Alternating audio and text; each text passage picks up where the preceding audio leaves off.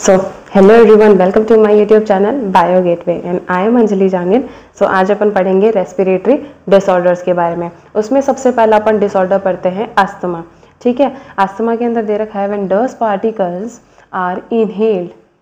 जब dust particle अपन inhale करते हैं तो ब्रोंकाई और ब्रोंक्यूल्स अपने आप को क्या करते हैं, कॉन्स्ट्रिक्ट करते हैं, ताकि ये जो डस्ट पार्टिकल्स हैं वो अंदर एंटर ना कर पाए।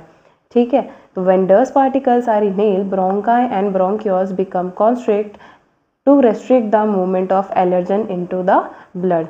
As a result, जैसे ये करेंगे, as a result air is trapped. Air कहाँ ट्रैप हो जाएगी? अपने रेस्पिरेटरी पाथवे के अंदर ट्रैप हो जाएगी। इसकी वजह से ही अपने वीजिंग साउंड आता है। कौन सा साउंड आता है? वीजिंग साउंड आता है।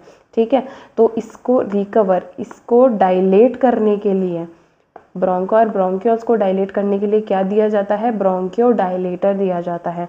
ये अपनी क्या है? नॉर्मल है ब्रोंका ब्रोंक्यूल्स। ये क्या हो गई? अब कॉन्स्ट्रिक्ट हो गई। कैसे हो गई? कॉन्स्ट्रिक्ट हो गई, ताकि डस्ट पार्टिकल अंदर एंटर ना कर पाए। ठीक है, इस वजह से वीजिंग साउंड आएगी। क्यों? क्योंकि क्या हो जाएगा? अपना रेस्पिरेटरी पाथवे के अंदर क्या हो जाएंगी? एयर ट्रैप हो जाएंगी। उसकी वजह से अपन को वीजिंग साउंड होगा। ठीक है, देखो ये रहा, ऐसे पंप दिए जाते हैं ताकि डायलेट हो। कौन? Bronchi and bronchioles. Okay, next अपन बात करते हैं ऑक्यूपेशनल डिजीज के बारे में। किसके बारे में बात कर रहे हैं अपन? ऑक्यूपेशनल डिजीज के बारे में बात कर रहे हैं। These diseases are developed by continuous inhalation of pollutants. Continuous inhalation अपन जब करेंगे, किसकी? सिलिका की, एस्बेस्टॉस की, कोल की, डस्ट पार्टिकल्स की, इन सब की। ठीक है, इसकी वजह से कौन सा डिजीज होगा? अपना ऑक्यूपेशनल डिजीज होंगे। It results fibrosis of respiratory tract. That means fibrous जो टिश्यूज होंगी ना, उसके अंदर अपनी इन्फ्लामेशन होगा, प्रोलिफरेशन होगा। ठीक है, सिलिकोसिस होगा अपन को। एक तो सिलिकोसिस होगा ऑक्यूपेशनल डिजीज के अंदर। कौन कौन आएगा? सिलिकोसिस आएगा, एस्बेस्टोसिस आएगा और एक न्यूमोकोनियोसिस आएगा। सिलिकोसिस किसकी वजह से है? सिलिका पार्टिकल्स की वजह से। एस्बेस्टोसिस किसकी वजह से है? एस्बेस्टोस पार्टिकल्स की वजह से। न्यूमोकोनियोसिस किसकी वजह से है? कोल या फिर डस्ट पार्टिकल्स की वजह से। ये अपना एस्बेस्टॉस दे रखा है। ठीक है, ये अपना कोल दे रखा है। नेक्स्ट अपन बात करते हैं एम्फाइसीमा। एम्फाइसीमा किसको होगा? जो बहुत ज़्यादा सिगरेट स्मोकिंग करता है उसको ये डिजीज़ कॉज होती है। ठीक है, क्यों? क्योंकि उसकी जो एल्वेलर वॉल है ना, वो डैमेज हो जाएगी। ठीक है, उनका सरफेस एरिया कम हो जाएगा। ठीक है, एल्वेलर वॉल डैमेज हुई, एल्वेलर वॉल डैमेज होगी, कोलैप्स हो जाएगी। उसकी वजह से क्या होगा? उनका सरफेस एरिया कम हो जाएगा, और सरफेस एरिया कम होगा तो गैसियस एक्सचेंज जितना होता है उस अमाउंट में नहीं हो पाएगा। तो जिनके भी एम्फाइसीमा होता है ना, उनके जनरली क्या होता है? बहुत ज़्यादा चेस्ट पेन भी फील होता है उनको। ठीक है, बहुत जल्दी कोई भी अगर वो कोई एक्टिविटी कर रहे हो तो बहुत जल्दी उनको थकान महसूस होने लग जाती है। Due to cigarette smoking for long time, alveolar wall is damaged and collapse that decrease the surface area for gaseous exchange. Next point, the person might feel faintness and fatigue during physical workout. अब देखो, ये अपना healthy lung है, ये अपना emphysema वाला lung है। ये लेडी है जो सिगरेट पी रही है। ठीक है, और ये क्या है? अपना नॉर्मल एल्वेला है। ये क्या है? अपना नॉर्मल एल्वेला है। और ये क्या है? अपना एल्वेला विद द एम्फाइसीमा। ठीक है, ये क्या है? अपना नॉर्मल। अब इसकी क्या होगी? वॉल डैमेज हो गई, ये कोलैप्स हो जाएंगी, तो सफिशिएंट अमाउंट के अंदर गैसेस एक्सचेंज नहीं हो पाएगी। ठीक है, एटेलेक्टेसिस। अब देखो, एल्वेलाई के अंदर दो टाइप की सेल्स होती है। एल्वेलाई की दो टाइप की सेल होगी, pneumocyte type first and pneumocyte type second. तो इस बीमारी के अंदर, इस डिसऑर्डर के अंदर कौन सी होगी? टाइप सेकेंड जो सेल है ना, वो अपने डैमेज हो जाएगी। Due to damage in type second cell of alveoli lecithin is not release. ठीक है, अब कौन सा क्या रिलीज नहीं होगा? लेसिथिन रिलीज नहीं होगा। As a result alveoli are collapsed. इसकी वजह से क्या कोलैप्स हो जाएगी? अपनी एल्वेलाई कोलैप्स हो जाएगी। ये देखो, ये अपना लेसिथिन का डायग्राम दे रखा है। यहाँ पे दे रखा है टाइप फर्स्ट और टाइप सेकेंड। तो कौन सी डैमेज होगी इसमें? टाइप सेकेंड वाली डैमेज हो जाएगी। नेक्स्ट अपन बात करते हैं एल्टीट्यूड सिकनेस की। किसकी? एल्टीट्यूड सिकनेस की। When a person moves to higher altitude such as Rohtang pass, he और she might feel vomiting, dizziness, nausea due to decreased pressure. अब देखो, यहाँ पे जैसे जैसे अपन पहाड़ पे जाते जाएंगे, यहाँ पे अपना नॉर्मल प्रेशर है। जैसे जैसे अपन पहाड़ के ऊपर जाते जाएंगे क्या होगा? अपना प्रेशर क्या होगा? कम होता जाएगा। प्रेशर कम होगा अपना, ठीक है। अब ऑक्सीजन का जो लेवल है वो भी अपना यहाँ जो नीचे हैं अपन जो सरफेस पे रह रहे हैं यहाँ पे, वहाँ पे एकदम ठीक है, पर जैसे जैसे अपन ऊपर की तरफ जाते जाएंगे अपना जो ऑक्सीजन का जो लेवल है वो भी कम होता जाएगा, ठीक है। ऑक्सीजन का लेवल कम होगा तो अपने ब्रेन तक भी ऑक्सीजन कम पहुंचेगी। कैसे? हीमोग्लोबिन ऑक्सीजन के साथ बाइंड करके उसको ब्रेन तक पहुंचाएगा, बट अब जब ऑक्सीजन का लेवल ही कम हो गया तो वो उसको ब्रेन तक कैसे पहुंचाएगा? उसकी वजह से अपन को वॉमिटिंग जैसा फील होगा, जैसे जैसे अपन ऊपर की तरफ जाते जाएंगे डिजीनेस फील होगा, नोजिया। नोजिया क्या होता है?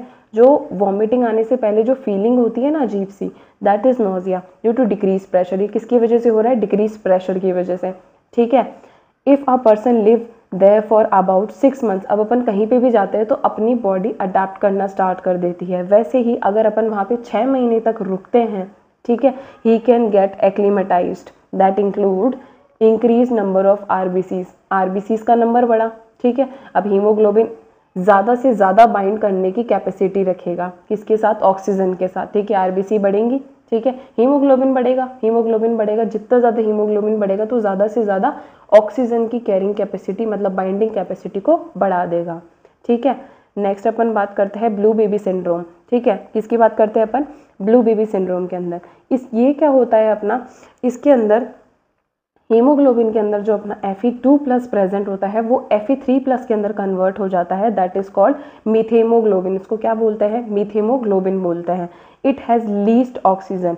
इसके अंदर क्या होती है, मतलब ये क्या होता है? अब हीमोग्लोबिन बहुत अच्छे से बाइंड करता है, ठीक है, ऑक्सीजन के साथ में। अब ये क्या होता है? मीथेमोग्लोबिन क्या होता है? इसकी बहुत कम कैपेसिटी होती है ऑक्सीजन के साथ बाइंड करने की। It has least oxygen carrying capacity that results deficiency of oxygen to body organs, ठीक है। अब ऑक्सीजन ही कम बाइंड होके जा रही होगी तो ऑक्सीजन सफिशिएंट अमाउंट के अंदर पहुंच पाएगी नहीं ना। जस्ट लाइक दैट ये क्या होंगी? that results deficiency of oxygen to body organs and they start appearing blue। अब इसकी वजह से अपने जो बॉडी के अंदर क्या हो जाएगा? सफिशिएंट अमाउंट के अंदर ऑक्सीजन नहीं पहुंच पाएगा, उसकी वजह से अपनी बॉडी किस कलर की होने लग जाएगी? ब्लू कलर की होने लग जाएगी। इस वजह से इसको बोलते हैं ब्लू बेबी सिंड्रोम, ठीक है। क्यों? क्योंकि सफिशिएंट अमाउंट के अंदर ऑक्सीजन नहीं पहुंच रहा है।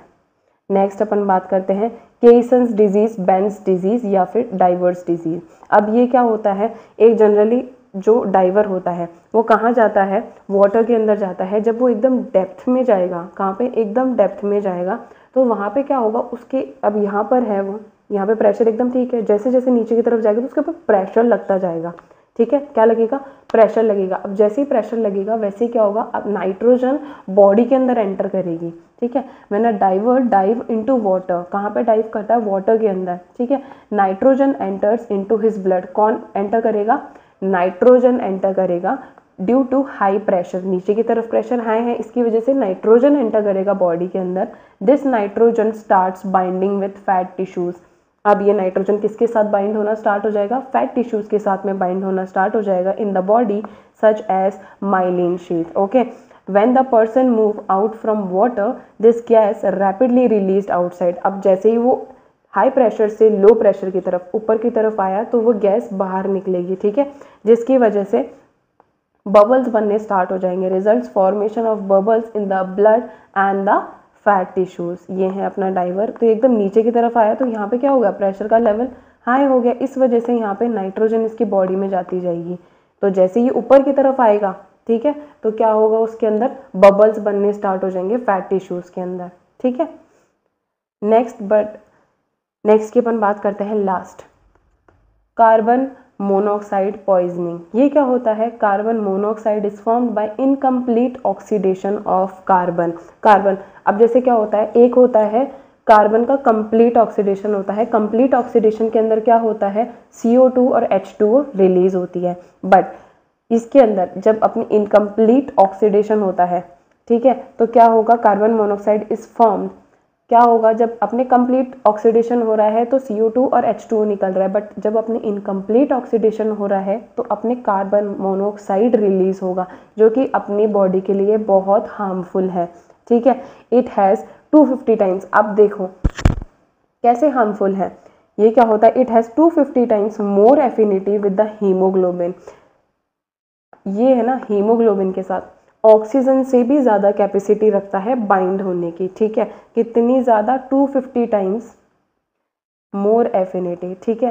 ये अपने ये जो पॉइंट है ये अपने केमिस्ट्री के अंदर पॉइंट दे रखा है, ओके। जब अपन कार्बन फैमिली पढ़ते हैं वहाँ पर ये पॉइंट दे रखा है कार्बन मोनोऑक्साइड वाले पैराग्राफ के अंदर। It has 250 times more affinity with the haemoglobin than oxygen.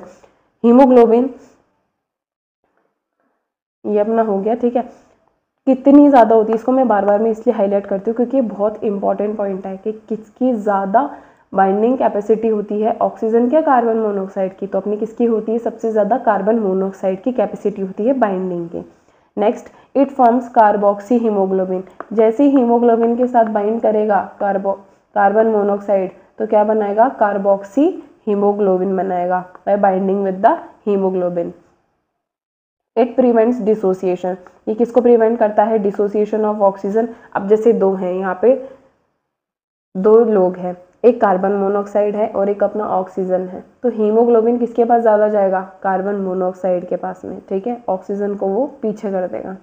Just like that it prevents dissociation of oxygen with the haemoglobin and it's further association. Like oxygen को तो लात मार के भगा देगा कि तू हट मैं जाऊंगा। It prevents dissociation of oxygen with the haemoglobin and it's further association. तो उसका तो डिसोसिएशन करा देगा, उसको तो लात मार के बाहर, और खुद का क्या कराएगा, एसोसिएशन कराएगा हीमोग्लोबिन के साथ में। दैट मीन्स बाइंड कराएगा, क्या बनाएगा, कार्बोक्सी हीमोग्लोबिन बनाएगा, ठीक है। अब जैसे अपने ये दे रखा है symptoms of carbon monoxide poisoning. ये क्या होता है, डिजीनेस होती है इसकी वजह से अपनी बॉडी के अंदर जब जा रही है, हेडेक होगा, डिसोरिएंटेशन होगा, बहुत सारी चीज़ें होंगी, अपन को नोजिया वाली फीलिंग आने लग जाएगी, ये सब। तो देखो headache, dizziness, confusion, chest pain, nausea and vomiting, shortness of breath, blurry और डबल विजन, ठीक है, ये सब अपन फील करेंगे, ठीक है। सो आज के लिए इतना ही। Thanks for watching. अगर वीडियो पसंद आया तो please like, share and subscribe. Thank you so much.